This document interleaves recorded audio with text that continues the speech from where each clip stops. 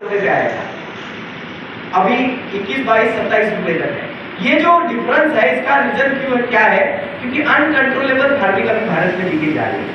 हर चीज में अनकंट्रोलेबल है और अभी रिसोर्सेज बढ़ चुके हैं, तो किसी भी चीज के भाव जैसे ही बढ़ते हैं उसकी लागत बढ़ जाती है और अगले समय उसका भाव गिर जाता है। तो किसान अभी गुमराह है कि खर्चा करे कि नहीं करे, कितना करे। अभी भी आज यहाँ बैठे हुए हर किसान के मन में शंका है कि भाई इनकी बातें सुने कि नहीं सुने। सुने तो खर्चा लगता है और खर्चा लगने के बाद फसल अच्छी आती है और अच्छे आने के बाद बिकी नहीं तो क्या करें? वो दावा करने वाला कोई मार्केट में है कि वो फसल अच्छी आई तो मैं इसी भाव से एक निर्धारित भाव से उस फसल को परचेस करना चाहता हूँ या कर दूंगा, ऐसा कोई बोलता नहीं है। तो हर समय जैसे जुए पे पैसा लगाया जाए वैसे किसान हर समय इस खुले आसमान के सामने अपनी जो प्रोडक्टिविटी है, अपना जो खर्चा है वो लगाता रहता है और अपने नसीब को आजमाता रहता है, अपनी टेक्निकल रिसोर्सेज को यूज करता है, बार बार प्रयास करता है। और जैसे ही हर 10, 15, 20, 25 तरह के सलाह लेके किसान अच्छी फसल लाता है तो फिर उसको समाधान होता है, तब तक रेट गिर जाते हैं। और जैसे ही रेट है तब अगर फसल अच्छी नहीं आई तो वो अपने नसीब को कोसता है, कभी दुकानदार को कोसता नहीं, कभी किसी कंपनी वाले को कोसता नहीं। वो बोलता है कि यार इस साल टेम्परेचर ज्यादा है, इस साल मेरे से कुछ कमी होगी, इस साल कुछ इधर उधर की नसीब की कोई कमी होगी, लेकिन वो किसी को कोसता नहीं। लेकिन जब भाव टूटते हैं तो हम व्यापारी सब लोग कंपनी वाले पूछते हैं यार आपने ये सलाह सही से नहीं किया है, वो क्वालिटी में गड़बड़ आपने की है, अभी आपकी लंबाई में गड़बड़ है, आपकी साइज में गड़बड़ है, पत्ते भी कम है, कुछ ना कुछ हम उसमें खामियां निकालते रहेंगे। मानने का रीजन क्या है कि आज के डेट में जिस तरह से टेक्नोलॉजी अपग्रेड हो रही है, डेवलप हो रही है, जैसे 2 साल पहले हमने ऑनलाइन तरह से जब उत्तर प्रदेश में जुड़ा था तो वहां पे 2,17,00,000 पौधे की बुकिंग हुई पूरे देश में। क्यों? पूरे राज्य में। क्यों? क्योंकि पूरे राज्य में वहां पे 22,000 रुपए पर एकड़ का वहां उन्होंने पौधों का पैसा देने का ग्वाही दिया था। अभी 15-17,000 रुपए पौधे मिलते, वो 22,000 दे रहे थे। क्यों दे रहे थे? कि गवर्नमेंट को जानना था कि एक्चुअल की लागत यहाँ पे एक्चुअल खेतों में होती है। आज के डेट में ऐसी है, एक ही साल में वही 2 करोड़ की लागत अभी बढ़ते बढ़ते 2 करोड़ की 14 करोड़ की लागत से ऊपर प्रॉफिट बनाने की मैं बात कर रहा हूँ। इस साल अभी 14 करोड़ से भी ज्यादा पौधों की बुकिंग उत्तर प्रदेश के गवर्नमेंट के रिकॉर्ड में अभी आ चुकी है। अभी ये लोग इतना बड़ा जो ग्रोथ है, अभी वो लोगों की केला कटाई में 14 से 16 महीने का बीच में गैप लगता है, क्योंकि जब वहां पे ठंडी का मौसम आता है तो -3 तक टेम्परेचर जाता है और इस -3 के टेम्परेचर में केले में एक भी पत्ता नहीं बचता है, खाली धड़ होता है, स्टेम होता है, जो तना होता है वही बचता है, बाकी सब पत्ते निकल जाते हैं। और ऐसे स्थिति में भी वो किसान फिर एक बार उसको रिमूव करके फिर उसको संभाल के फिर उससे प्रोडक्शन लेते हैं। इसमें जो समय मिलता है उनको और इसी के समय अनुरूप वहां पे उत्तर प्रदेश में आज लोग 45 से 55 तक की एवरेज तक किसान पहुंचते हैं। अभी उनको 14 से 16 महीने लगते हैं, 40, 45, 55 किलो के भाव वजन के नुगर लाते हैं। हम यहाँ 11 महीने में कटाई करते हैं और 11 महीने में हमारी कटाई में हम 30-35 के एवरेज लाते हैं। 11 महीने में 35 किलो निकालना क्या, और 14 से 16 महीने में अगर 40, 45, 55 किलो निकालना क्या। एक्चुअली महीने का प्रोडक्शन अगर देखा जाए तो उत्तर प्रदेश का किसान जो ले रहा है, गुजरात का भी वही ले रहा है, महाराष्ट्र का भी थोड़ा बहुत वही ले रहा है, अगल बगल के राज्य में भी वही क्वांटिटी से अभी ले रहे हैं। तो अभी ये जो कंपटीशन बढ़ रहा है, आज उत्तर प्रदेश में कुछ समय पहले खाने के लिए उत्तर प्रदेश को गुजरात से खेला जाता था, बड़े बड़े तादादों में गाड़ियां हर दिन निकल रही थी। आज उत्तर प्रदेश बगल में बिहार, थोड़ा बहुत उत्तराखंड खुद अपनी अपनी डिमांड के स्वरूप में केला पकाना शुरू कर दिए। उनको क्या फायदे हैं? वहां पे जो किसान केला पका रहा है उनको अगर 7 रुपए के भाव मिले तो व्यापारी के लिए वो केला कितने रुपए का है? 2 रुपए का है।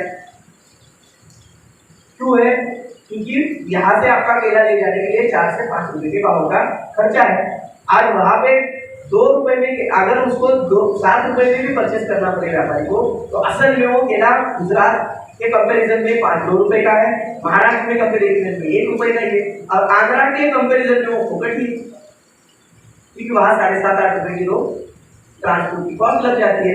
तो व्यापारी क्या करता है कि 5, 6, 7 दिन के मंडी के अलावा अगर लोकल का केला मिल रहा है तो उसको प्राधान्य देता है, क्योंकि 1-1 टन की परचेस होती है, 2-2 टन की गाड़ी में परचेस होती है, डायरेक्ट क्रेडिट में परचेस होती है, रुचि कमाता है। और इसी तरह कंपटीशन आपने अभी घर के सामने तक आके खड़ा हुआ है।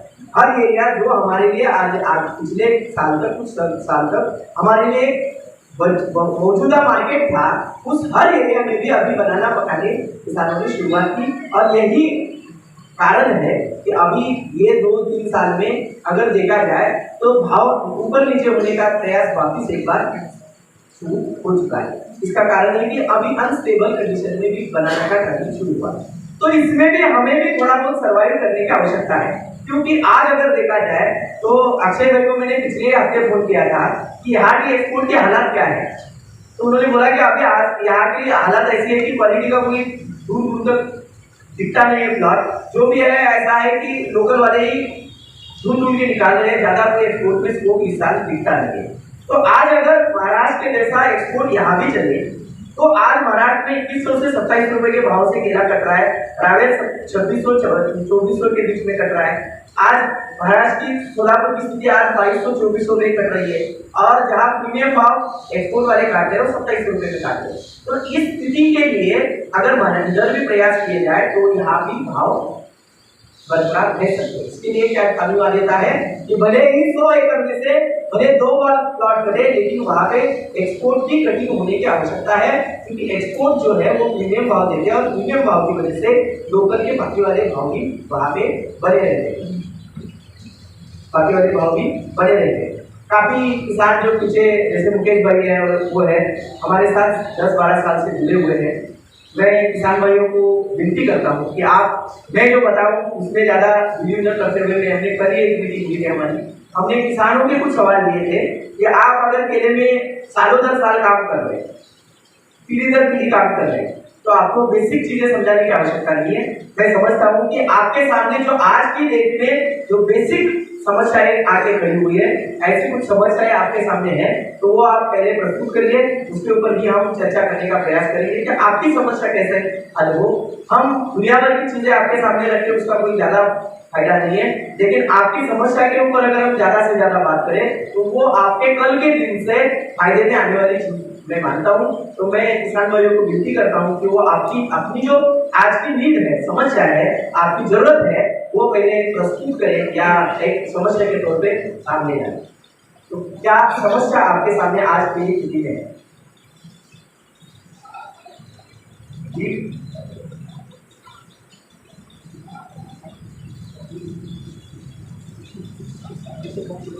कोई भी खड़ा होकर बोल सकता है। सवाल खड़े किए हैं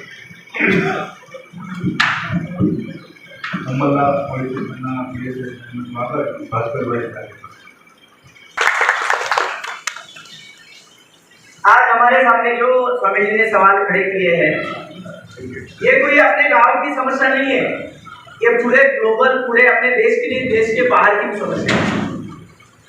पूरे देश में जैसे ही हम घूमते हैं, ट्रैवल करते हैं, आज एक्सपोर्ट के तौर पे अक्षय जी के साथ हम अभी जुड़े समय से, तो उनको पता है कि हम जब अभी दुनिया भर में सब जगह पे घूमना जाते हैं, घूमने जाके मार्केट एक्सप्लोर करते हैं, तो हमने शुरू में हाल ही में जैसे कोविड खत्म हुआ था तो इजिप्ट भी जा गए।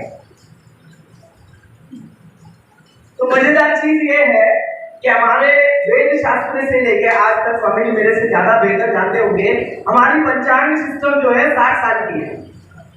कितने साल की है? काफी लोगों को पता भी नहीं है कि पंचांग आज 2022 का पंचांग आज से 60 साल बाद वही पंचांग, वही तिथि वैसे के वैसे चलती है।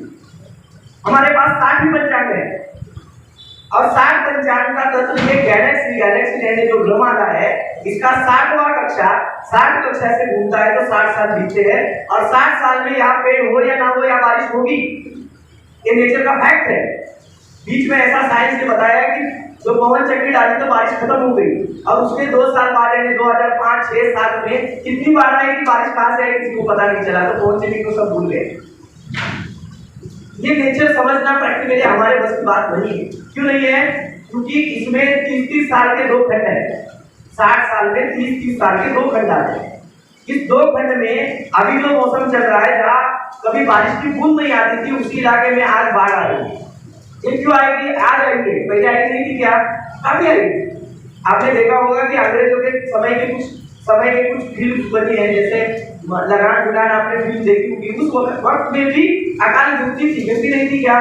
उल्टा आज अकाल का इतना हमें एहसास नहीं होता है, क्योंकि हमने वाटर स्टोरेज सिस्टम को ज्यादा से ज्यादा अडॉप्ट किया, और जहाँ जहाँ जगह मिले, जहाँ मौका मिले, हमने वाटर स्टोरेज सिस्टम को वहाँ पे डेवलप किया। और इसकी वजह से हमें जो आज स्थिति है कि ज्यादा से ज्यादा पानी मिनिमम लेवल पे सभी जगह पे अवेलेबल है। जैसे आपने सरदार सरोवर का डैम इतने बड़े लेवल पे डेवलप किया, और उसका पानी 600-700 किलोमीटर तक दूर तक ले गए, जहाँ पे कभी बारिश की बूंद भी नहीं गिरती। ये डेवलपमेंट है। स्वामी जी के मन से मैं स्वीकृत हूँ कि गौशाला जो इस धरती के ऊपर, जो पृथ्वी के ऊपर जो प्राणी है, इस प्राणी की एक साइंटिफिक एनालिटिकल स्टडी ऐसी है कि इस प्राणी, जो भी मैं प्राणी इसलिए बोल रहा हूँ कि मैं साइंस की वजह से बोल रहा हूँ, नहीं तो वो हम गौ माता बोलते हैं, सम्मानित करते हैं उसको। हिंदू संस्कृति में सबसे बड़ा भगवान के बाद उनको ही मानते हैं। इसकी जो गौ माता की रचना है शरीर की, इस रचना में अगर उसने पॉइजन भी खाया होगा तो उसके दूध और यूरिन में पॉइजन नहीं आता। ये अकेली एक ऐसा पृथ्वी के ऊपर प्राणी है जिसके जो खाती है एक, लेकिन बनता है कुछ अलग। और इसकी यूरिन जो है वो एसिडिक होती है। हमारी यूरिन जो होती है, सब भी प्राणी की यूरिन जो होती है वो अलग अलग होती है। इसीलिए हम उसको, उस यूरिन को, गोमूत्र को पीते हैं, तब हमारे शरीर में जो स्टोन्स, हमारे शरीर में जो क्षार, चाहे जो भी अनसोल्युबल चीजें बनी होती है, वो धीरे धीरे डाइल्यूट करके शरीर से नष्ट करती है, खत्म करती है, ड्रेन करती है। इसलिए हर दिन हम मानते हैं, हमारा शास्त्र मानता है कि हमें हर दिन मिनिमम 100 से 150 ml क्या लेना चाहिए, गोमूत्र सेवन करना चाहिए, पानी के साथ डाइल्यूट करके लीजिए या कोरा लीजिए। क्यों लेना चाहिए? क्योंकि एसिड का सोर्स, अगर छाछ भी नहीं पिएंगे तो चलेगा, लेकिन नेचुरल एसिड का सोर्स हमारे पास गोमूत्र है। ठीक है। दूसरी चीज, जैसे स्वामी जी ने डाली कि हमारे खाद, ये जो रासायनिक खाद है, क्योंकि जो काफी मात्रा में ज्यादा खर्चे होते हैं, और किसान धीरे धीरे होते क्या हो रहा है, दिक्कतों में जा रहा है। बात सही है, हमने कल की मीटिंग में भी यही बात रखी। मैं बताना चाहता हूँ, जो रियलिटी है, वास्तवता है, वो ऐसी है कि हम शुद्ध खाना जिसको बोलते हैं, मैं माफी चाहता हूँ स्वामी जी की, लेकिन मैं फैक्ट्स बताता हूँ, क्योंकि मैं अभी सेंट्रल गवर्नमेंट में ही जुड़ा हुआ हूँ, ICSE से जुड़ा हुआ हूँ, जो जहाँ पे हमारे देश के सारे विद्यार्थियों को स्टडी दी जाती है। जो एजुकेशन डिपार्टमेंट है एग्रीकल्चर का, उस एग्रीकल्चर एजुकेशन डिपार्टमेंट के एक्रेडिटेशन बोर्ड का मैं सदस्य हूँ। 2017 से मैं सदस्य हूँ। मैंने देखा कि हमारे साथ 39 देशों के साइंटिस्ट जुड़े हुए हैं। हम हर दिन कुछ नया नया कर रहे हैं। हमारे साइंटिस्टों ने बिना पानी का गेहूं निकाला है, वैरायटियां है हमारे पास, 12 वैरायटी है भारत सरकार के पास। जहाँ जब कभी अकाल गिरे, 20-20, 22-22 साल भी बारिश नहीं गिरे, तो वहां पे वो गेहूं आपको मिनिमम खाना दे सकता है, बिना पानी का, कोई पानी देने की आवश्यकता नहीं, मिनिमम आवश्यक गेहूं है। ऐसे ही गेहूं के साथ साथ कॉलीफ्लावर है, फ्लावर्स है, उसके साथ पैडी है। अभी पैडी को तो आपने देखा होगा, आज बिना पानी की पैडी कभी दुनिया में सोची भी नहीं होगी किसी ने, लेकिन आज हमारे पास 2 ऐसी वैरायटी और डेवलप की है साइंटिस्ट ने कि वो बिना पानी की आपको कम से कम यानी 3-4 क्विंटल देगी, लेकिन बिना पानी की देगी, जिंदा रखेगी। मिनिमम पानी की जरूरत नहीं, सुबह की धुमस सुबह गिर जाए तो खत्म होगा। तो ये बेसिक एक लेवल पे साइंस आगे बढ़ रहा है। दूसरे लेवल पे हमें इस चीज का क्लियरेंस मिली है कि असल में नैसर्गिक खेती क्या है, असल में केमिकल फार्मिंग क्या है, असल में बायोलॉजिकल फार्मिंग क्या है। इस स्थिति को हम भारत की खेती के जो किसान है वो समझ नहीं पा रहे, असल में पता नहीं, किसी को भी पता नहीं। जिस यूनिवर्सिटी के डीन, जहाँ पे वाइस चांसलर है, डीन है, उनके घर में भी जाके खुद की खेती खुद की देखी जाए तो उनको भी पता नहीं कि इसमें एक्चुअल में क्या करना है, या आज के हालात है। क्यों है? क्योंकि भारत में जो एजुकेशन प्रणाली है, इस प्रणाली में हम इंफॉर्मेशन को ज्ञान समझते हैं। जैसे हम एक किताब पढ़ते हैं, हमने महाभारत पढ़ी, हम हिंदू संस्कृति से बिलोंग करते हैं, हमने रामायण पढ़ी, जो पढ़ी उसको हम इंफॉर्मेशन के तौर पे लेना चाहिए। हम महाभारत जब दिखा था, हम थे क्या नहीं थे, महाभारत में थे नहीं, रामायण में थे नहीं, उसको हम इंफॉर्मेशन के तौर पे हमारे दिमाग में लेते हैं, इंफॉर्मेशन के तरह ही रखना चाहिए। हम गड़बड़ी क्या करते हैं, उसको जैसे मैं ही उस समय था ऐसे किसी को बताते हैं, अरे ऐसा ही मारा होगा उसको, अरे भाई तुम था क्या उस समय, तुम इंफॉर्मेशन की तरह बोलो ना, तुम नहीं थे, वजूद था क्या आपका, नहीं था। तो उस हर एक चीज को, जैसे कि पानी का आरओ का सिस्टम, आरओ पानी में से हम क्या निकालते हैं, तो टीडीएस कम करते हैं, यानी कम करते हैं कि डिसॉल्व सॉल्ट जो है, टोटल डिसॉल्व सॉल्ट जो इसमें होते हैं, वो सॉल्ट को हम पानी से अलग करते हैं, और जो पानी का स्पेस जो है वो एयर से बढ़ा देते हैं, यानी पानी के अंदर की हवा की स्पेस को बढ़ाते हैं, उसको बोलते हैं आरओ। ये आरओ की सिस्टम है। अभी आरओ में से हमने क्या निकाले, सॉल्ट निकाले, डिसॉल्व सॉल्ट, जो नहीं चाहिए शरीर पे, नहीं तो क्या बनेगी, पतली बनेगी, साथ ही हमारा खाना डाइजेस्ट नहीं होगा। क्यों नहीं होगा, क्योंकि पानी अगर शुद्ध यानी मिनिमम 4 का पानी हमारे शरीर में नहीं गया, तो शरीर में जो खाने के साथ जो बनने वाले प्रोटीन्स है, बनने वाली एनर्जी है, बनने वाले फैट्स है, वो सोल्यूबल कहाँ होगी, क्योंकि पानी के अंदर स्पेस ही नहीं है। क्योंकि 1 लीटर पानी 1400 मिलीग्राम तक कोई भी सॉल्ट को सोल्यूबल कर सकता है। अभी 1900 ग्राम के टीडीएस का पानी का हम पिए तो 600 मिलीग्राम में क्या डिजॉल्व होगा, तो ये पानी हमारे सेहत के लिए खराब है। ऐसे ही पानी सभी के लिए भी खराब है, ऐसे ही कोई प्राणी की मात्रा के लिए भी खराब है। तो हम इसको क्या करते हैं, आराम से इसमें से आरओ लगा के इसमें से डिजॉल्व सॉल्ट को अलग करते हैं, सॉफ्टनर लगाते हैं, करेक्ट है। अभी हम आपको सवाल करते हैं, इस पृथ्वी के ऊपर इस वनस्पति की पैदावार क्यों है, वनस्पति का ओरिजिनल खाद है, केमिकल खाद ही ओरिजिनल खाद है, वो ना गोबर खाता है ना जैविक खाता है, ये रियलिटी है। लेकिन ये शास्त्रों में लिखा नहीं है, ज्ञानेश्वरी में लिखा है, लेकिन ज्ञानेश्वरी को कोई पढ़ के उससे एक्सप्लोरेशन नहीं कर रहा है। क्यों नहीं कर रहा है, क्योंकि केमिकल फर्टिलाइजर आते कहां से है, आते मिट्टी से ही है। किसी खेतों की मिट्टी में कैल्शियम ज्यादा है, किसी खेती के मिट्टी में पोटेशियम ज्यादा है। आज जॉर्डन और ईरान के बीच की जो सारी सब जो खदानें लगी हुई है, वो समंदर के तीनों समंदर के बीच का दायरा है, वहां पे सब फास्फोरस और पोटेशियम रिच सॉइल है, वही निकाल के हम लाते हैं और उसका खाद बनाते हैं। दूसरा कोई ऐसा रॉकेट साइंस तो है नहीं, तो फैक्ट्स है। अभी जब अगर प्लांट केमिकल फर्टिलाइजर के अलावा डेवलप हो ही नहीं पाता है। अभी स्वामी जी ने जैसे बताया कि मैंने गोबर का खाद डाला और पौधों में काफी बड़े डेवलपमेंट हुए।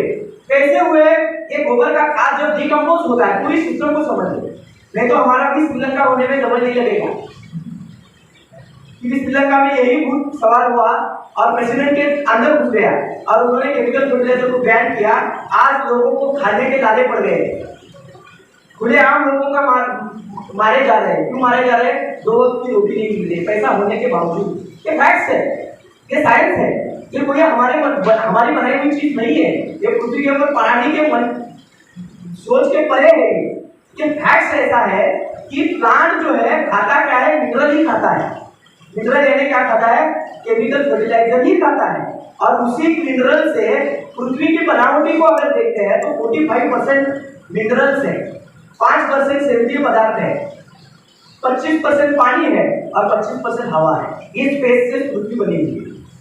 अभी सबसे ज्यादा क्या है, मिनरल्स है, मिट्टी है, और ये मिट्टी के ही तत्वों से प्लांट की ग्रोथ होती है। मैं पहाड़ी एरिया से बिलोंग करता हूँ, घूमता हूँ, मैंने देखा है आज भी हमारे पहाड़ी इलाके में शुद्ध खाना खाया जाता है। क्या खाते हैं, कंद खाते हैं। क्या खाते हैं, कंद खाते हैं। और एक का सिर इतना बड़ा है, एक को आधा ही पैर है, एक का पेड़ टेढ़ा, मुंह टेढ़ा है। हमारी इस कम्युनिटी में आज कोई अंधा भी नहीं दिख रहा है, आधे पैर वाले भी सब गायब हो गए, बड़े सिर वाले भी सब गायब हो गए। कैसे हुआ, कोई सवाल दिमाग में आया, ये कैसे हुआ, ये किसने किया, ये इन खादों ने किया। क्योंकि इनमें सारे तत्व मिलते हैं जो हमारे शरीर को मिनिमम चाहिए, नहीं तो वनस्पति में डिसऑर्डर जनरेट होते हैं। वनस्पति में अगर डिसऑर्डर जनरेट हुए तो वही डिसऑर्डर कहाँ कैसे हो जाते हैं, अपने मनुष्य प्राणी के अनाज से हमारे शरीर में जाते हैं और हमारे शरीर में भी डिसऑर्डर्स बनते हैं। एक जो जितना नहीं बढ़ना चाहिए वो बढ़ जाता है, जितना वो एक दूसरा नहीं चाहिए उतना। मैं किसी को रोकना टोकना नहीं चाहता, मैं इसी फैक्ट से गुजर रहा हूँ। काफी समय से मैं गवर्नमेंट के साथ भी झगड़ रहा हूँ, काफी समय से मैं पब्लिक के साथ यानी किसानों के साथ भी झगड़ रहा हूँ।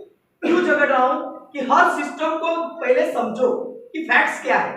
जब तक हम फैक्ट्स नहीं समझेंगे तब तक हम खेती क्या हमारे जीवन को आनंददायी या सर्वाइवनेस में तक भी नहीं ले पाएंगे। क्योंकि हर चीज हम जब खाते हैं तो ये क्यों का सवाल हमारे दिमाग में आना चाहिए। मैंने कल भी बताया है, कल भी एक ऐसी ही मीटिंग हुई थी, उसमें यही सवाल आया था कि अगर तमिलनाडु और केरला और आंध्रा के बाउंड्री तक खाली राइस खा के लोग जिंदा है और आपसे भी तंदुरुस्त है, मैं दावे के साथ बोल रहा हूं, मैं झूठ बोल रहा हूं तो मुझे काट लो कि सर मैं झूठ बोल रहा हूं। 120 किलो की बोरलाइन की पाइप ऐसे 120 किलो के अकेला आदमी उठा के भागता है, आपसे होगा 10 लोगों से। ये फैक्ट मैं बता रहा हूं आपका। मैंने कल से मैं इधर खाना खा रहा हूं गुजरात में, तो थाली भर जाती है, इतनी सब्जियां होती है, इतना। अगर अलग अलग वैरायटी का खाना हम खा रहे हैं तो हमारे पास एनर्जी का इतना कमी क्यों है, ये फैक्ट भी समझने की आवश्यकता है। क्योंकि हम हर चीज क्यों की तरफ अगर जब तक नहीं जाएंगे तब तक हमारे सवालों के जवाब कई किताबों में नहीं मिलेंगे और कई यहाँ वहां भटक में भी नहीं मिलेंगे। उस रूट कॉज तक हमें जाने की आवश्यकता है। जैसे ही स्वामी जी ने एक खेत में गोबर की एप्लीकेशन की, तो गोबर जब डिकम्पोज हुआ तो ये डिकम्पोजिंग के प्रक्रिया में सहभाग लेने वाले जो जैविक काम करने वाले जीवाणु यानी बैक्टीरिया और जो फंगस होते हैं, ये उसको डिकम्पोज करते करते उसके ह्यूमस जैसे 57 प्रकार के एसिड को पैदा करते हैं। और यही एसिड जमीन में जो मिट्टी में जो केमिकल मिनरल्स है इसको डाइल्यूट करते हैं, इसके कभी कभी कॉम्प्लेक्स बनाते हैं, कभी कभी कंपाउंड बनाते हैं, और यही कॉम्प्लेक्स और कंपाउंड ही वनस्पति का अनाज होता है। वो आया कहां से? मिट्टी से। हमारे देश में हम जब इजराइल को सामने रखते हैं तो वहां पे सैंडी है, Sandy soil, Sandy loom soil नहीं है, ओनली सैंडी सॉइल है। दो तत्व, एक कैल्शियम और दूसरा सिलिका सेलेनियम, तीसरा कुछ है ही नहीं उनके खेतों में। वैसी सॉइल होने के बावजूद भी हमारे से 16 साल पहले से वो हमारे से आगे है। हमारे साइंटिस्ट भी थक चुके कि वो बोले कि इजराइल वाले आज थक जाएंगे, परसों थक जाएंगे, 2 साल के बाद इजराइल की खेती बर्बाद हो जाएगी। ऐसा करते करते अभी 72 ईयर्स हो गए, वो तो बर्बाद हुए नहीं, वो वही के वही है, वो हमसे ही आगे भाग रहे हैं और हम अभी थक के उनसे कुछ टेक्नोलॉजी लेके आए।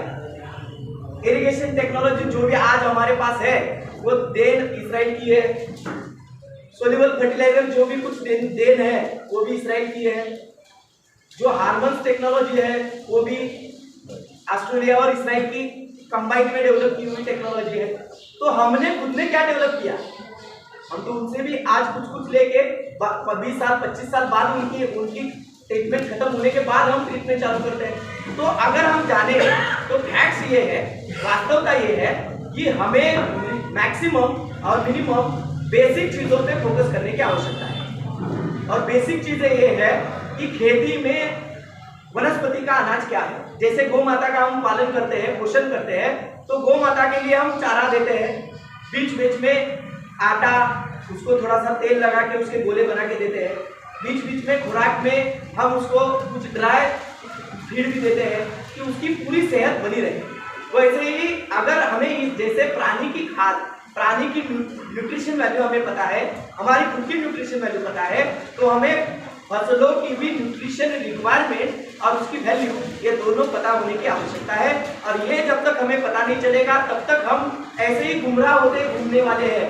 कभी एक दिन ऐसा लगेगा कि हमारे पाड़ेकर जैसे लोग आएंगे, वो बताएंगे कि आप देसी खेती करो, फिर देसी खेती में लगेंगे, 2 साल 3 साल उपज बढ़ती जाएगी, जमीन में जितना भी स्टोरेज है वो हमारी देसी चीजें डाइल्यूट कर करके देगी, फसलें बड़ी आएगी, 3 साल के बाद हमारी जमीन न्यूट्रल हो जाएगी और चौथे साल हम इतने नीचे आएंगे फिर उसको सर्वाइव करना हमें मुश्किल हो जाएगा।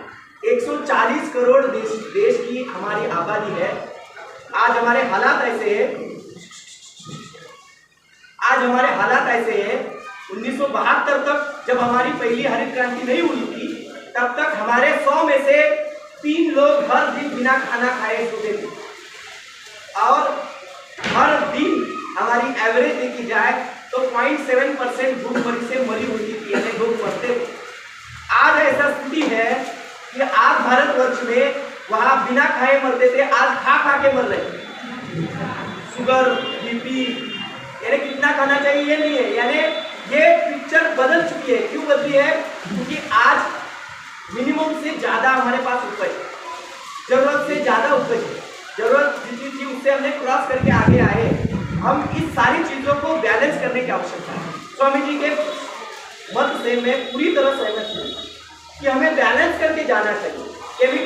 केमिकल करने जाएंगे तो सॉइल की टॉक्सिसिटी बढ़ती जाएगी, क्रॉप की टॉक्सिसिटी बढ़ती जाएगी, और यही टॉक्सिक खाना हमने खाया तो हमारे शरीर की टॉक्सिसिटी, एसिडिटी बढ़ेगी और हमारे डाइजेस्ट सिस्टम फेल होके, पैंक्रियाज फेल होके हमारे शरीर की मिनिमम जो क्रय क्षमता है वो घट जाएगी और हमें शुगर, बीपी, कैंसर जैसे रोग से भी बाधित होना पड़ सकता है। ये फैक्ट्स है। लेकिन ऐसा भी नहीं है कि हमें उसको मिनिमम खाद भी नहीं देना है, नहीं तो उससे डिसऑर्डर होंगे। दोनों भी है। तो बैलेंस फार्मिंग की आज दुनिया भर में जैसे की जाती है वैसे ही भारतवर्ष में भी आज बैलेंस फार्मिंग की आवश्यकता है। हमारे किसानों की एक गड़बड़ है कि हम जब केमिकल फर्टिलाइजर का सपोर्ट मिलता है मुकेश जी, तो जब हर दिन केमिकल फर्टिलाइजर ही ठोकते रहते हैं, लगातार ड्रिप हो, सॉइल हो, और एक के ही पीछे लगते हैं, और उसमें भी 4-5 साल के बाद फिर प्रोडक्शन की क्वांटिटी वही अटक जाती है और हमारा खर्चा उससे भी ऊपर निकल जाता है, फिर वहीं पे थक जाता है। तो इन दोनों की एक बेसिक केमिस्ट्री है। सॉइल में एक सुंदर प्रकार की दुनिया है, जैसे हम ऊपर दुनिया में सर्वाइव है, ऐसे ही जमीन के निचले हिस्से में एक सुंदर दुनिया है। और वो सुंदर दुनिया क्या है? मेरी आवाज आ रही है नीचे तक? हाँ, एक सुंदर दुनिया है। वो सुंदर दुनिया क्या है? इस सुंदर दुनिया को बोलते हैं हम सूक्ष्म जीव शास्त्र, और इस शास्त्र के सारे जीव, यानी जैसे देखा जाए कि हम 4 पहिए पे सोते हैं, 4 पहिए पे बैठते हैं। क्यों बैठते हैं, क्यों सोते हैं? क्योंकि जमीन के ऊपर 18 इंच से 27 इंच के दायरे में जमीन से हर एक एरिया में अलग अलग एक सूक्ष्म वातावरण कक्षा है पूरे पृथ्वी के ऊपर, और इसी कक्षा में सारे वायरस, सारे बैक्टीरिया, सारे फंगस है।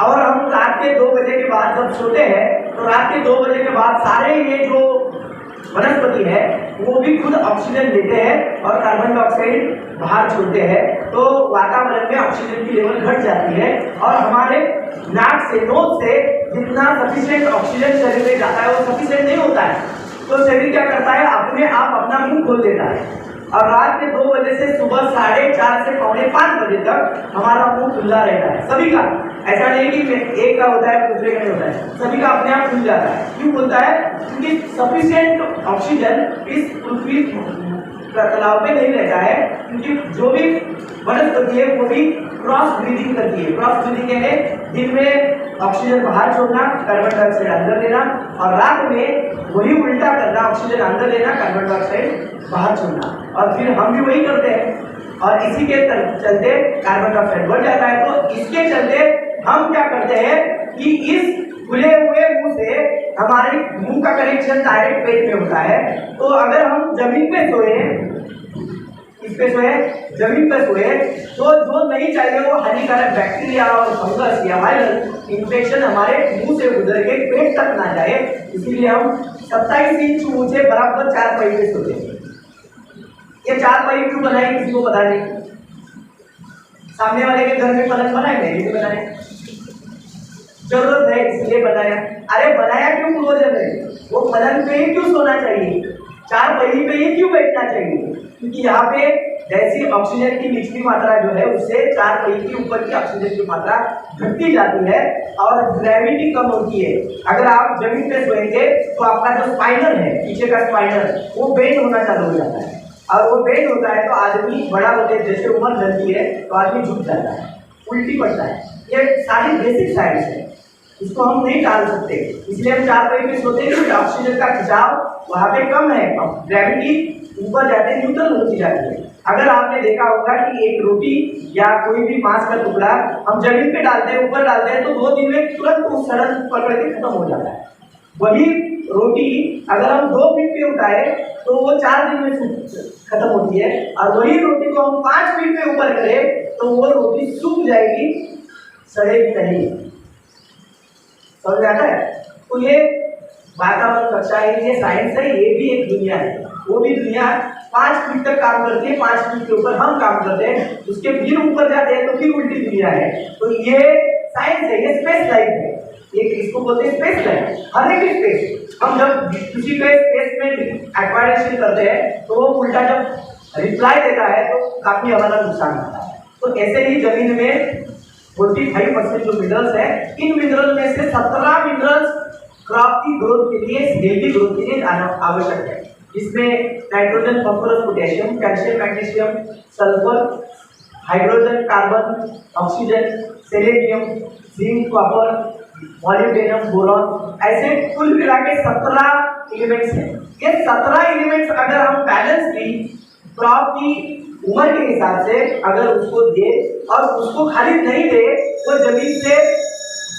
जमीन से राइजोस्फीयर कक्षा में पहुंचाए तो वो आराम से अपनी डाइजेस्ट सिस्टम में लेता है, उसको डाइजेस्ट करता है और उससे खाना बना के आपको ही वापस डोनेट करता है। इस पृथ्वी के ऊपर वनस्पति अकेली एक ऐसी चीज है जो सेल्फ सस्टेनेबल है, खुद अपना सब कुछ बनाती है, उसको नेचर का जैसा है वैसा ही देना पड़ता है, यानी मिनरल्स जैसे केमिकल खनिज है वही देना पड़ता है। आज हम हर सुबह, आप समझिए, मैं फैमिली की क्षमा चाहता हूँ फिर एक बार, लेकिन एक फैक्ट बताना चाहता हूँ। हम सुबह जब हमारी नींद खुलती है तब से शाम के सोने तक मिनट घंटे केमिस्ट्री के साथ खेलते हैं। सुबह हम उठते हैं, ब्रश करते समय हम जो पेस्ट लेते हैं, वो पेस्ट क्या है? एसिड की पेस्ट है। वो क्या, कौन सा एसिड है? सैलिसिलिक एसिड और सल्फ्यूरिक एसिड का मिलाप का पेस्ट है। उसको जैसे घिसते हैं तो बेस वाली यानी आधी सड़ी हुई चीजें हैं उसके साथ वो बेस बनाता है और उसको क्लीन करता है, उसके बॉन्ड तोड़ देता है और वह जैसे हम पानी लेते हैं उसके साथ वो घुल के निकल जाता है। साबुन लगाते हैं, एसिड और सोडा एसिड है, sulphuric acid, soda acid slurry और सोडा एच, 70% ऐसा एसिड और 30% सोडा। हमारे बर्तनों में, इसमें कमीज या हमारे बालों में, हमारे स्किन के ऊपर कहीं भी कोई भी धब्बा हो, उसमें अगर धब्बा एसिड का है तो उसमें से सोडा एच उसके साथ रिएक्शन करता है। अगर वो बेस यानी अल्कली धब्बा है तो उसके साथ एसिड रिएक्ट करता है और उसको साफ करता है, क्लीन करता है। कोई भी धब्बा हो तो निकल जाता है, हम साफ सुथरा महसूस करते हैं। तो हम जैसे ही सुबह की नींद खुलती है तब से सोने तक हर घंटे हर चीज में हम केमिस्ट्री के साथ जुड़े हैं। जैसे कि हमने मिल्क लिया है, मिल्क में प्रोटीन और फैट है। मिल्क में क्या है? प्रोटीन और फैट है, source of protein and fat. उसको हम क्या करते हैं? डिकम्पोज करते हैं, फर्मेंट करते हैं, उसको फर्मेंटेशन बोलते हैं। उससे क्या बनाते हैं? दही बनाते हैं। करेक्ट हो गया। अब फैट का क्या बना? फैट का फैट ही रहा। और जो प्रोटीन थे उसमें क्या बना? एसिड बना। उसमें क्या बना? लैक्टिक एसिड बना। केमिस्ट्री है, वहां क्या दूसरा है?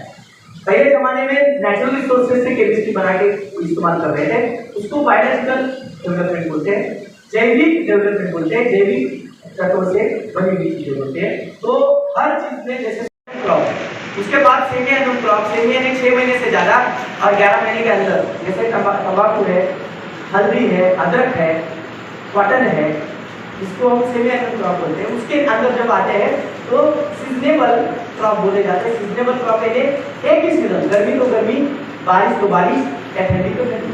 जैसे सब्जियां, सब प्रकार की बेसिक सब्जियां और सभी प्रकार के धान जो ऊर्जा देते हैं, ऐसे सभी प्रकार के धान। सभी को मेरी बात समझ में आ रही है ना? ज्यादा हो रही है? ज्यादा नहीं हो रही? थोड़ा सा तालियां बजे, टेंशन आ रही, स्ट्रेस आता है तो तालियां बजाइए, फ्रेश हो जाते हैं कुछ समय के लिए। नहीं तो आप सुबह सुबह भी पेट भर के खाते हैं, गुजरात में आदत है, तो गुजरात नींद आने की क्षमता ज्यादा है। शांति वाले लोग हैं आप। तो बेसिक चीजों पे बनाना जो है एनुअल क्रॉप है। और इस एनुअल क्रॉप के बीच में मैं 5-6 साल से गुजरात नहीं आया था, बीच में आया तो 1-2 दिन, लेकिन इस समय में मुझे देश के बाहर और देश में अलग अलग एरिया में काम करने का कुछ मौका मिला। उससे कुछ नई बातें जो मुझे भी एक्सप्लोर हुई, उन चीज़ों से थोड़ा बनाना खेती में हमें 100% सक्सेस बनना है। तो 2-3 चीज़ों को समझने की आवश्यकता है। बनाना जो है एनुअल क्रॉप है, एनुअल क्रॉप है।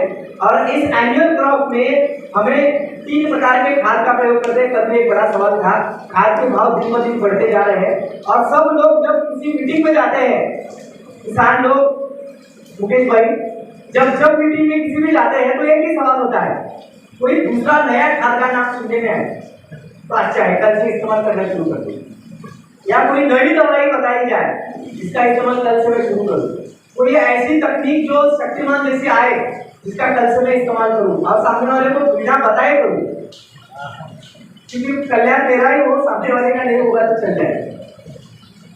तो ये स्थिति से हर किसान जो है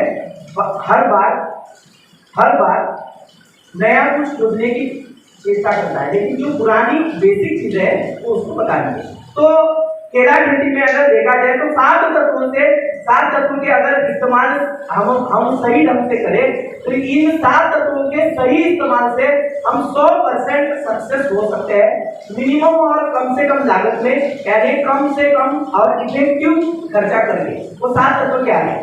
तो पहला तत्व हमने कल भी बताया था कि पहला तत्व है कि 100% हमें केला खेती में सक्सेस होना है, और केला खेती में ही नहीं, किसी भी खेती के क्रॉप में सक्सेस होना है। तो जिन किसानों ने ड्रिप का एडॉप्शन किया है, किसका एडॉप्शन किया है? ड्रिप का एडॉप्शन किया है, इसका ड्रिप का, तो ड्रिप के साथ बिना बेड़ का खेती ना करें, कारण ड्रिप का पानी जो जिस तरह से एप्लीकेशन होता है, ड्रिप का पानी का एप्लीकेशन का मेथड काफी अलग है और फ्लड इरिगेशन के पानी का मेथड काफी अलग है। ड्रिप का पानी जमीन में पानी के साथ हवा का भरण करता है, और खुला जो फ्लड इरिगेशन है वो जमीन से पानी को बाहर निकालता है और खुद अंदर एंटर होता है। और ड्रिप का पानी क्या करता है? अपने साथ जितना खुद पानी अंदर जाता है उतना ही हवा को भी अंदर लेके जाता है, क्योंकि जब बूंद ऊपर से नीचे गिरती है तो नीचे वाला सरफेस जो है वो सरफेस का एक्यूम के वजह से बड़ा हो जाता है, ऊपर छोटा हो जाता है, और नीचे के बड़े प्रोसेस की वजह से जो उसके नीचे जितना स्पेस है उस स्पेस से हवा भी अंदर प्रेस की जाती है, और जैसे हैमरिंग से धीरे धीरे धीरे जमीन में काफी बड़ी तादाद में हवा का भरण भी हो जाता है। इसके लिए अगर आप ड्रिप की खेती कर रहे हो तो बिना पेड़ की कोई भी फसल ना लगाए। और ड्रिप किया है और नाली में लगाया है, नाली के बगल में लगाया है, प्लेट में लगाया है, कुछ समय तक हम भी इस चीज से गुमराह थे, लेकिन जैसे जैसे उस चीज के नजदीक गए, क्यों देखा, साइंटिफिकली देखा, तो समझ में आया कि हमारी गड़बड़ वही भी थी कि हम ड्रिप तो अडॉप्ट किया है, लेकिन ड्रिप की ओरिजिनल तकनीक को हमने कभी समझा ही नहीं। ड्रिप की तकनीक यही है कि जड़ों की कक्षा में पानी और खाद, और जड़ों की कक्षा में अगर पानी और खाद रहना चाहिए तो जड़ों की कक्षा में मिनिमम हवा भी रहनी चाहिए। ज्यादा हवा हो जाती है तो सारी जो जड़ें हैं, इन जड़ों के ग्रेविटिकल इफेक्ट, यानी ग्रेविटिकल जो पकड़ होती है, उनकी जमीन के ऊपर की जो पकड़ होती है वो ढीली हो जाती है, और हवा है वो तो अगर मूलों जड़ों के कक्षा में बढ़ता है तो वहाँ के जो राइजोस्फीयर की कक्षा है वो टूट जाती है, और जैसे वो टूटती है जड़ें ढीली पूरी हो जाती है और खाना देना बंद कर देती है। आप समझ रहे हो? इसीलिए अगर बनाना हो, पपैया हो तो सक्सेस होना है तो आपको सबसे पहला क्या करना चाहिए? तो सबसे पहला तंत्रज्ञान ये इस्तेमाल करना चाहिए कि बिना बेड़ की केली या पपई की रुपाई बुआई नहीं करनी चाहिए। अभी हम काफी लोग बोलते हैं कि हम बेड़ पे ही लगाते हैं, क्या साफ बनाते, लेकिन बेड़ यानी सोने की जगह, बेड़ किसको बोलते हैं? जिस चीज पे हम सोते हैं उसको ही बेड़ शब्द का इस्तेमाल किया जाता है। और बेड एक ऐसी चीज है जहां हम फैल सकते हैं, क्या हो सकते हैं? फैल सकते हैं, जितनी मर्जी हम स्पेस ले सकते हैं, अपने शरीर को आराम से जगह दे सकते हैं, इसको बेड बोलते हैं, उसको चेयर नहीं बोलते।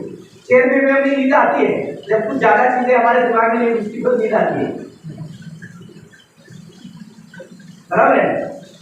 लेकिन बेड किसको बोलते हैं? जिसमें हम फैल सकते हैं, जिसमें हम सो सकते हैं, और इस बेड के ऊपर ही हमें नींद आराम से मिलती है। क्यों मिलती है? हमारे सारे शरीर को सपोर्ट मिलता है, और जैसे ही रेस्टिंग मूवमेंट अपने शरीर को छोटे बिंदु को मिलता है वैसे वो आपको समाधि अवस्था में ले जाता है, नींद अवस्था में ले जाता है, और हमारे शरीर की जहाँ भी एनर्जी लॉस हुई है उसको रिफिल और जो भी वहां से जो झड़प झड़प हुई है उसको रिकवर करने का, रिस्ट्रक्चराइज करने का काम शुरू होता है। ऐसे ही ये जो बेड है, ये बेड का आज मैं इतना घुमा हूँ कि मैंने देखा कि किसानों के बेड बनाने की तकनीक में ही सबसे बड़ी गड़बड़ है। बेड ऐसा चाहिए कि एनुअल क्रॉप अगर आप लगा रहे हो तो 27 इंच टॉप चौड़ा चाहिए। कितना इंच? 27 इंच, 27 से 30 इंच, यानी लगभग 27 से 32 इंच, यानी 32 इंच यानी लगभग एनुअल क्रॉप हम करते हैं तो कुल मिला के 3 फीट चौड़ा बेड चाहिए। कितना फीट? 3 फीट। हमारा बेड कितना होता है? इतना होता है। ये बेड नहीं होता, इसको हम पारा बोलते हैं। पारा नहीं का पारा जैसे किससे समझ में आ रहा है ना? समझ में आ रहा है? तो इसको हम पारा बोलते हैं। अभी इतना बेड चौड़ाई क्यों चाहिए? काफी चीज बड़ी है और जरूरी भी है, क्योंकि जड़ों का विकास जमीन में जो होता है उसकी तकनीक क्या है? जब किसी भी पौधे की जड़ 1 इंच बाहर आती है, सीधा चलती है, तो जमीन के अंदर की मिनिमम ऑक्सीजन की जो कक्षा है उससे जो बनी हुई ग्रेविटी है वो ग्रेविटी जड़ों को नीचे खींचती है और जड़ें फिर आधा इंच जमीन के नीचे जाती है, फिर 1 इंच बगल में जाती है, फिर उसको आधा इंच नीचे खींचा जाता है। इसलिए जड़ों का विकास ऐसे धीरे धीरे निचले की तरफ जाता है। और अगर हमारा पेड़ 5 या 6 इंच का चौड़ा हो, 8 इंच का चौड़ा हो, 11 इंच का चौड़ा हो, तो हम बीचों बीच में अगर पौधा लगाए तो हमें दोनों तरफ कितनी जगह मिली? इधर 5 इंच, इधर 5 इंच, इधर 5 इंच, बगल में जाते जाते 3 इंच वो नीचे जाएगा और चौथे इंच में वो जड़ जब बाहर आएगी तो उसको मिट्टी नहीं गिरेगी। ठीक है, आपका बेड खत्म हो गया। समझ में आ रहा है? पीछे पीछे समझ में आ रहा है? बाहर में मिट्टी नहीं मिलेगी, मिट्टी नहीं मिलेगी तो वो जड़ें जो है वो बाहर आके देखती कि इधर उधर मिट्टी नहीं है, तो उसके सामने का नोकीला जो चीज होता है वो नोकीला चीज कट हो जाता है और वहां वो जड़ अपना ग्रोथ यानी अपना विकास रोक देता है। और हमारा जो पेड़ है वो मिनिमम सपोर्ट यानी कम सपोर्ट पे खड़ा होता है और इसके लिए हमें टेका लगाना पड़ता है। फिर वो पवन चलता है तो उकड़ के जमीन से उल्टी पलटी करता है। साथ ही कम 6 इंच के दायरे से ही खाना मिलता है, दूसरे दायरे से नहीं मिलता है। अगर यही पेड़ 32 इंच चौड़ा हो तो जड़ों को दोनों तरफ 13-13, 16-16 इंच डेवलप होने की जगह मिलती है और बगल में वो 16 इंच जाते जाते जमीन के निचले हिस्से में वो 8 इंच आधा आधा आधा करके नीचे उतरते हैं और बेड खत्म होता है। जमीन से गुजर के जिस केले की पहले जो रूट आते हैं इसको रनर रूट्स बोलते हैं, ये 6 से 7 रूट आते हैं और वो 9 से 11 फुट दूर जाते हैं। ये 9 से 11 फुट दूर जाने वाले जो जड़ें हैं, ये जड़ें को फिर आगे बढ़ने के लिए मिट्टी मिलती है और वो दूर तक 9 से 11 फुट तक दूर जाते हैं और फिर आपको टेका लगाने की जरूरत नहीं लगती है। क्योंकि मैंने 2006 से 15 तक में लगातार आ रहा था, 16-17 में भी बीच में आया था, मैंने देखा कि जिसकी फसल अच्छी है बनाना की वो क्या करता है, मार्केट में टेका ढूंढने घूमता है। क्यों? नहीं, इस साल थोड़ा वजन लेना चाहता हूँ। अरे वजन तो हर साल लेना चाहिए, तो टेके की आवश्यकता क्या है? क्योंकि आपकी जो जड़न है आप प्लेन पे लगाते हो, बाद में मिट्टी चढ़ाते हो, इससे क्या होता है कि उसकी जो रनर रूट की डेवलपमेंट है वो कभी होती नहीं और इसके लिए वो खुद की सपोर्ट में नहीं रहते। अक्षय जी महाराज आए, उनको पूछिए कि हमारे पास किसान जो है 40-45 की भी एवरेज सरासरी ले लेते हैं, लेकिन उन्होंने कभी टेका नाम की चीज देखी भी नहीं और ढूंढी भी नहीं। ये क्यों होता है? क्योंकि उनकी जो बेसिक चीज है वो बेसिक चीज क्लियर है। वो बेसिक चीज क्या है? बेड, तो बेड चाहिए, बेड यानी टॉप सरफेस। उसके हाइट में भी काफी बड़ी गड़बड़ है हमारे यहाँ। अगर गोराट जमीन है तो 4 से 6 इंच हाइट होनी चाहिए। लोग कहीं कहीं से सुन के आते हैं कि हाइट में क्या होना चाहिए। काली मिट्टी है तो 9 से 11 इंच हाइट होनी चाहिए और अगर गोराट जमीन है तो 4 से 6 इंच हाइट होना चाहिए, क्योंकि गोराट जमीन में जो पकड़ने की क्षमता है वो कम है और इसलिए जो रेन है, यानी आपने देखा होगा कि गोराट जमीन में पौधे तेजी से बढ़ते हैं, जोरों से बढ़ते हैं, हाइट अच्छी मिलती है, लेकिन काली मिट्टी जैसा वजन नहीं मिलता। क्यों नहीं मिलता? क्योंकि काली मिट्टी हेवी मेटल को पकड़ के रखती है और यही हेवी मेटल वजन के काम में काम करते हैं। जैसे पोटेशियम है, कैल्शियम है, सेलेनियम है, सिलिका है, ये हेवी मेटल वजन के लिए काम करते हैं, टेस्ट के लिए काम करते हैं, कलर के लिए काम करते हैं, फिजिकल एक्टिवनेस के लिए काम करते हैं, स्किन की जाड़ाई के लिए काम करते हैं। इसलिए काली मिट्टी की जो केली होती है इसकी स्किन भी ज्यादा होती है और उसकी वजन भी अच्छी होती है। अब पीली मिट्टी के पौधे बड़े होते हैं, फसल भी बड़ी दिखती है, डूंगर भी बड़ी दिखती है, लेकिन उसका वजन उतना नहीं आता जितना काली मिट्टी में मिलता है। ये क्यों है? क्योंकि उसकी पकड़ने की क्षमता कम है। तो इस स्थिति को देखते हुए 4 से 6 इंच पीली मिट्टी में और काली मिट्टी में 9 से 11 इंच। मैं समय तो नहीं हुआ है, ज्यादा तो नहीं हो रहा है, बेसिक समझ में आ रहा है? तो पहला सक्सेस होने के लिए जो बेसिक है वो बेड के अलावा केला न लगाए, ड्रिप लगाओ। ड्रिप के अलावा केला करना तो आज के कंपटीशन में पॉसिबल ही नहीं है, लेकिन उसके साथ ही साथ ड्रिप के साथ ही साथ डबल ड्रिप के अलावा भी केला पपैया ना है। डबल ड्रिप भी क्यों? क्योंकि एनुअल क्रॉप है और एनुअल क्रॉप होने से हम जब ड्रिप सेंट्रल प्लेस पे लगाते हैं तो एक जगह पानी मिलता है तो जड़ें एक दूसरी जगह से घूम के एक जगह पे आते हैं और फिर उसका बैलेंस निकल जाता है। तो हम ढूंढे कि टेका लगाने के लिए 15-16 हजार लगाने से अच्छा कि लैटरली 8-10 हजार की लगाए तो डबल ड्रिप के अलावा केला ना लगाए। तीसरी सक्सेस वाली बेसिक है कि टिश्यू के अलावा ना लगाए। अभी टिश्यू में भी इतनी गड़बड़ है, बेसिक बता रहा हूँ, टिश्यू में भी इतनी गड़बड़ है कि हमें ही पता नहीं चलता कौन सी कंपनी और कौन सा, क्योंकि एक साल एक कंपनी का बहुत अच्छा दिखता है तो दूसरे साल उसका सब सत्यानाश हो जाता है। ये क्यों होता है?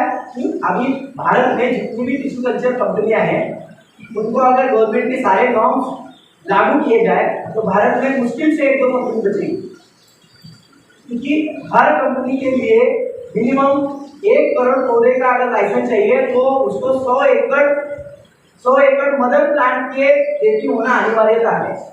100 एकड़ मदर प्लांट। अभी आज भारत में देखा जाए तो किसी भी बड़ी कंपनी से छोटी कंपनी तक एक भी कंपनी के पास उनके मदर प्लांट का एक भी एकड़ खेत नहीं है। वो क्या करते हैं? घनश्याम भाई के खेत में अच्छा है, घनश्याम भाई की काट उठाई देगा, तो फिर घनश्याम भाई ने उसमें ट्यूबरिक डेवलपमेंट अवस्था, फिर बाद में क्या करता है 22 दिन से 47 दिन तक वो जड़ों का विकास करता है, यानी जो लंबे जड़े जाने वाले उसका विकास करता है। तो वहां पे आपको फास्फोरस मिलकर रखना है, दूसरी लेवल पे नाइट्रोजन रखना है, तीसरे लेवल पे पोटेशियम रखना है, चौथे लेवल पे कैल्शियम, पांचवें लेवल पे मैग्नीशियम। उसका एक रेशियो होता है, मैंने जब लेवल पूरी उसका एक रेशियो है। तो साल भर में आप फर्टिलाइजेशन का टारगेट बना के रखे हो तो 2:1, 1:25 के रेशियो से उसके खाद देने की आवश्यकता है, तो उसके कॉम्प्लेक्स बन के प्लांट की ग्रोथ सस्टेन तरह से होती है। उसके बाद ट्यूबरिक डेवलपमेंट आती है 47 से 63 डेज तक,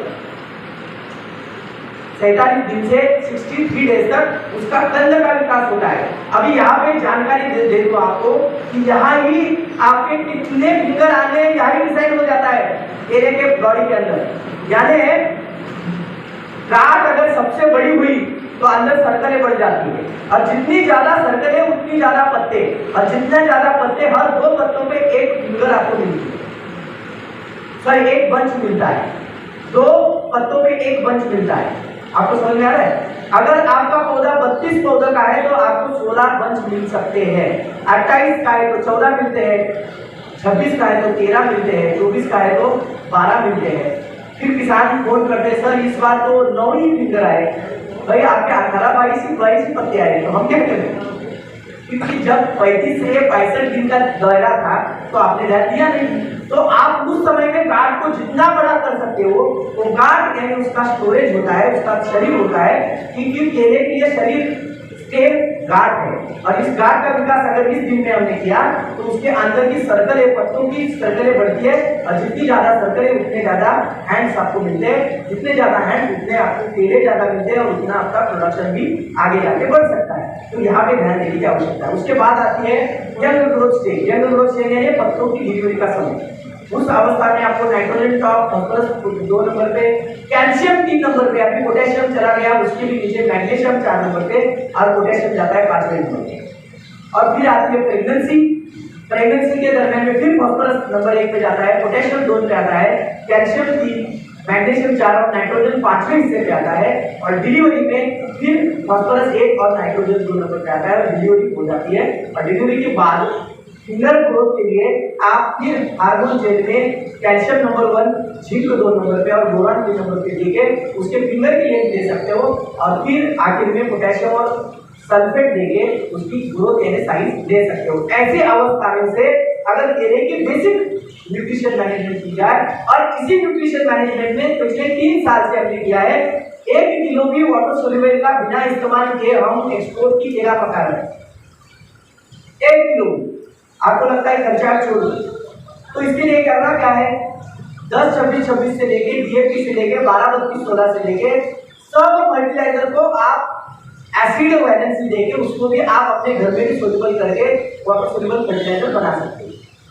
तो अपना देश इंडियन गवर्नमेंट क्या बोल रहा है कि आपको सब्सिडाइज फर्टिलाइजर हम दे रहे हैं। कौन से दे रहे हैं? हार्ड फर्टिलाइजर दे रहे हैं। अभी हार्ड फर्टिलाइजर और वाटर सोल्यूबल बनते दोनों एक ही रॉ मटेरियल से। हार्ड फर्टिलाइजर ट्रांसपोर्ट में पानी होके वेस्ट ना जाए और डालते ही एक साथ वेस्ट ना जाए, एक ही पानी में ना घुले, इसीलिए उसके ऊपर हमने क्या किया है, कुछ बॉन्ड दिए हैं, कुछ ऑक्साइड के हैं, कुछ क्लोराइड के है, कुछ सल्फेट के है, उसके ऊपर हमने बॉन्ड डाले, और यही बॉन्ड आपको अगर ब्रेक किए जाए तो वो भी वाटर सोल्यूबल है। तो हमने वही किया। आज हम 10 मोलार मास से फॉस्फेरिक एसिड देके सारे पूरे साल पोटेशियम को सल्फ्यूरिक एसिड देते हैं, और बाकी के सारे फर्टिलाइजर को पूरी तरह से एसिड ट्रीटमेंट के लिए हम फॉस्फेरिक एसिड देते हैं, और 100% विदाउट वाटर सोल्यूबल फर्टिलाइजर हम आज केला पपैया से सब्जियां तक पका रहे हैं। मैं परसों छत्तीसगढ़ गया था, यहाँ आने से पहले मैं शॉर्ट टूर के लिए छत्तीसगढ़ गया था। एक ही दिन किसानों ने मुझे पर्ची काट के विमान की टिकट भी भेजी, तो मैं वहाँ गया था। तो मैंने हमारे ग्रुप को देखा, और देखा कि मैं इतना संतुष्ट था कि 300-350 एकड़ में उन्होंने टमाटर और मिर्ची लगाई, एक किसानों ने। और वहाँ पे 1 केजी भी पूरे पिछले साल में हम कोविड से बीच में जुड़े थे, 1 केजी भी वाटर सोल्यूबल इस्तेमाल नहीं किया। वो इतने थैंकफुल थे कि आपके वजह से हमारे इतनी खर्ची नहीं चाहिए, पेस्ट का कंट्रोल हो गया, अपने आप पेस्ट कम हो गए, फंगस कम होगी, इसका जो सारा श्रेय जाता है वो वाटर सोल्यूबल होने का काम। और इतने संतुष्ट थे, मीटिंग के लिए मैं गया था, एक ही दिन सुबह गया, शाम की फ्लाइट से वापस आया था, तो मैंने देखा कि वो सारे किसान भी विदाउट वाटर सोल्यूबल अभी सब्जियां भी पका रहे हैं 300 एकड़ में। तो हमें आसानी से केला पकाने में क्या आता है, हम पका सकते हैं, बराबर। ज्यादा हो रहा है, जो फ्रूट केयर प्रोग्राम है उसको करना पड़ेगा। क्यों करना पड़ेगा? क्योंकि 5 साल पहले तक आपके कंपटीशन, गुजरात के कंपटीशन में बनाना के लिए कौन कौन था? एक था थोड़ा कुछ छोटा मोटा आंध्र प्रदेश, महाराष्ट्र सबसे बड़ा कंपटीटर, और उसके बाद थोड़ा बहुत मध्य प्रदेश। आज अगर देखा जाए तो छत्तीसगढ़ है, तमिलनाडु से आ गया है, कर्नाटक से आ गया है, उत्तर प्रदेश से आ गया है, मध्य प्रदेश में कितना बड़ा फैलाव हो गया है। तो इतने सारे राज्यों में कंपटीशन केले की जो फसलें हैं वो बड़ी तादाद में अपनी बढ़नी शुरू होगी। तो इस कंपटीशन में आपको क्वालिटी और क्वांटिटी दोनों ही बचा सकते हैं। 5 रुपए के भाव में 40 टन की केली पके तो हम 2 लाख रुपए कमाए, 1 लाख रुपए खर्चा गए तो 1 लाख 11 महीने में कोई दूसरी फसल आराम से नहीं दे सकती। इसी कैलकुलेशन से आपको केला बचा सकता है। हमारे दिमाग में है कि 20 रुपए के भाव चाहिए, 18 रुपए के चाहिए, तो ये आपका सपना है, और सपना होता है, वो कभी हकीकत में नहीं आता है, वो आएगा भी नहीं और टिकेगा भी नहीं। ये फैक्ट्स है, और इसी फैक्ट से हमें आगे बढ़ने की आवश्यकता है। और इसी फैक्ट्स में हमें ये समझ में आता है कि फ्रूट केयर प्रोग्राम में 4 बंच पे हमारी क्वालिटी की उन्नति करते हैं। साथ ही हमने देखा है कि 3 किलो से 7 किलो पर बंच का वेट बढ़ जाता है। खाली 4 बंच स्प्रे करने से 3 से 7 किलो अगर वेट बढ़े और वो दूर के बाजार तक जाने के लिए तैयार हो, तो हमें पूरे साल कुछ करेगा करे इतना तो कर सकते हैं। 4 बंच स्प्रे तो ले सकते हैं, उसमें कोई ज्यादा बड़ी जादू नहीं है। वो बंच स्प्रे हमें उत्पादन ही बढ़ा दे रहे हैं। 4 से 7 टन केला अगर बढ़े तो पूरे साल का खर्चा ऊपर ही निकल जाए। ये भी करने की अनिवार्यता है। और दूसरा चीज ऐसा है कि जैसे सर ने बताया, केमिकल फर्टिलाइजर की एप्लीकेशन हम लगातार कर रहे हैं, लेकिन उसका एक रेशियो है। 1 केजी केमिकल फर्टिलाइजर अगर हमारे खेत में जा रहा है पूरे साल में, तो उसको न्यूट्रल करने के लिए, उसका पूरा अनाज बनाने के लिए जो खाद आता है उसको बोलते हैं मिनरल्स, और जिसका अनाज बनता है उसको बोलते हैं न्यूट्रिएंट्स। उसकी एक चेन है, मिनरलाइजेशन टू न्यूट्रलाइजेशन, और ये चेन जमीन में कौन पूरी करता है? देसी खाद और बैक्टीरिया पूरी करते हैं। देसी खाद वनस्पति नहीं खाता है, खाते हैं बैक्टीरिया और फंगस, और खाते खाते उनके शरीर से जो विष्ठा और यूरिन जो बाहर निकलती है उससे एसिड बनते हैं, और यही एसिड हमारे केमिकल फर्टिलाइजर के बॉन्ड तोड़ते हैं और उसको केमिकल रिलेशन से मुक्त करते हैं, बॉन्ड मुक्त करते हैं। और नाइट्रोजन का जो NO3 है, N2 है, N2 का 2N है, ये 2N बनाते हैं और प्लांट उसको एडॉप्ट करता है, अपटेक करता है। तो ये चेन पूरी करता है देसी खाद और बैक्टीरिया करके। अभी देसी खाद आए कहाँ से?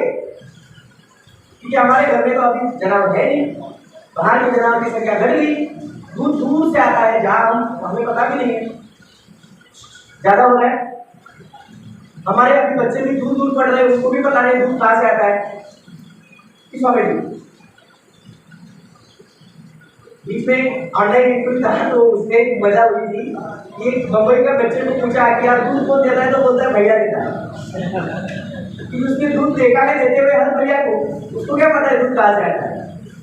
तो ये बेसिक हालात है। तो हमें वो जानवर भी इतने कम है कि हम उसकी जो विष्ठा है पर्याप्त केजी में नहीं दे पाते। अभी 1 केजी केमिकल फर्टिलाइजर को अगर पूरा अनाज बनाना है तो 40 केजी गोबर के खाद की आवश्यकता है। तो पूरे साल में 1 एकड़ में कम से कम 1000 किलो तक हम अगर केमिकल खाद का इस्तेमाल करते हैं तो 40 टन ऑर्गेनिक खाद आपको खेती में देना पड़ेगा। है आपके पास किसी के? नहीं, मुश्किल से 5 टन, मुश्किल से, वो भी बागाई फसलों में, मुश्किल से। उसका एक रेशियो है, तो ही बैक्टीरिया बढ़ेंगे, बायोलॉजिकल डेवलपमेंट होगी और फिर रासायनिक खाद का अनाज बनेगा। आज अगर रेशियो देखा जाए तो 100 केजी नाइट्रोजन में से 13.9 लगभग 14 केजी नाइट्रोजन ही खाद फसलें दे पा रही है, बाकी सब लास्ट। 100 केजी फास्फोरस में से 7.9 यानी 8 केजी लगभग फास्फोरस फसल ले रही है, और पोटेश में 4.3 यानी लगभग 5% ले पड़ रही है। यानी हम जो 40 हजार रुपए का गोबर के जो खादों के ऊपर खर्चा कर रहे हैं उसमें से 4000 का काम में आ रहा है, बाकी का सब केमिकल सैचुरेशन में जाता है। जमीन में फसल में जमीन के निचले हिस्से में सैचुरेट हो रहा है। कौन से फॉर्म में सैचुरेट हो रहा है? तो क्लोराइड फॉर्म में सैचुरेट हो रहा है। अब यही क्लोराइड फॉर्म धीरे धीरे जब बढ़ता है उसके क्रिस्टल बनते हैं तो वो चार्ज होते रहते हैं। केमिकल खाद डाला तो उसके ऊपर के वो चार्ज ले लेता है, खुद रिचार्ज होता है और उसको डिस्चार्ज कर देता है। उसको रिचार्ज डिस्चार्ज प्रोसेस बोलते हैं और आपके खाद निष्क्रिय बन जाते हैं। समझ में आ रहा है? तो इसको बार बार अभी एक साथ तो 40 टन कहाँ से लाएंगे, नहीं कर पाते। तो इसको एक काम करो कि जैसे जहाँ पे टेक्नोलॉजी का इस्तेमाल हुए कुछ देश अगले तादाद में हमारे पास बने हुए हैं, वो जो क्या कर रहे हैं कि हर महीने मिनिमम 20-25 रुपए वाला सबसे सस्ता जो सल्फेट है, यानी क्या है, सल्फ्यूरिक एसिड है, उसकी ट्रीटमेंट किया करो। वो सल्फेट क्या करता है, जो गोबर के खाद से बनने वाले जो एसिड थे वही रेडीमेड एसिड ही हमने सल्फ्यूरिक एसिड फसलों में ड्रिप से छोड़े थे। मेरे ख्याल से साहब के खेतों में एसिड ट्रीटमेंट इन्होंने की थी, इनका एक्सपीरियंस आप पूछ सकते हो। तो इतने खुश हुए कि उनका यूट्यूब पे वीडियो भी वायरल हो गया है। खाली कुछ नहीं, 25 रुपए का सल्फ्यूरिक एसिड है, उसको आपको हर महीने ठंडी और गर्मी में हर महीने एक बार ड्रिप से अप्लाई करना है। वो क्या करता है, उसकी ट्रीटमेंट होती है। ट्रीटमेंट कैसे करते हैं, खाद हम आगे में देते हैं पानी के, सल्फ्यूरिक एसिड को पानी के पहले देना है। कैसे देना है, 5 मिनट 10 मिनट पानी चलाओ, सल्फ्यूरिक एसिड 50 लीटर पानी में 1 केजी ड्रॉप बाय ड्रॉप डालो। हार्मफुल होता है वो, आप हाथों में स्किन पे लग गया तो स्किन जल सकती है। आराम से जरूरत से बूंद बूंद बूंद पानी में डालो, बॉन्स होता है, धीरे धीरे वो न्यूट्रल होता है, और न्यूट्रल होने के बाद ड्रिप से फिर हाथ डालो भी कुछ नहीं होगा, ड्रिप से छोड़ दो। पानी जमीन से जब गुजरता है तो जो खाद जमीन में ऐसे ही सैचुरेट होकर उसके जो क्लोराइड बने हैं, इसके क्लोराइड तोड़ के उसके सल्फेट बनाता है, और जैसे सल्फेट बनता है प्लांट को फिर वही अनाज बन के प्लांट को मिल जाते हैं। अब जमीन न्यूट्रल होती है, पीएच नीचे आ जाता है और जमीन भी पोषी पोषी हो जाती है। क्यों होती है, क्योंकि जो क्लोराइड है वो चार्जेबल होते हैं, तो एटम से उसके पास वो जमीन के मिट्टी के कणों को अपने पास खींचते हैं और जमीन कड़क होती है। वो फिर टूटते हैं तो एनर्जी लेस होते हैं और सॉफ्ट होती है। तो आपकी इतना रूटीन चीजें करने से भी फसलों में काफी बड़ी चीजें बदलाव आपको देखने को मिल सकता है। मैं अभी ज़्यादा समय नहीं लूँगा क्योंकि मान्यवर लोग यहाँ बैठे हैं, काफ़ी बड़ा समय आप सभी के साथ उन्होंने भी किया है। तो केला नीति में आपके कुछ बड़े सवाल होंगे